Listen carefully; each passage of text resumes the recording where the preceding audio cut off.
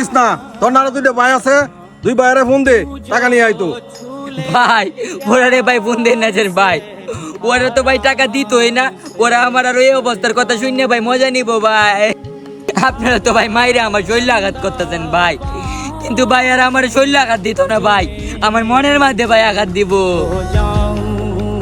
এই যন্ত্রণা আমি সইতে পারবো না। এই নাটক করতেছস না, এর মোবাইলটা কই, এর মোবাইলটা লো, এর মোবাইলটা লো। হ্যালো, আপনি কই? আপনি তাড়াতাড়ি টাকা নিয়ে আসেন। আপনার ভাইয়ে ভ্যান গাড়ি দিয়ে আমাদের গাড়িটা বিশাল ক্ষতি করে দিছে। আপনার তাড়াতাড়ি টাকা নিয়ে আসেন, আনালে আপনার ভাইয়েরা পুলিশে দিয়ে দিমু। ওই শালার ফুদ এখানে গেছে কেন? এরা আমি আমার ভাই মানি না, আপনারা আরে পুলিশে না দে একবারে ধানে মাইরে ফেলেন।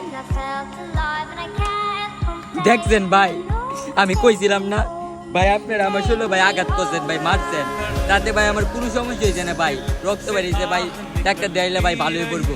কিন্তু আমার ভাইয়েরা যে কথা বললো ভাই, এই কথাই ভাই আমার কলজা ভালো ভালো হয়ে গেছে ভাই।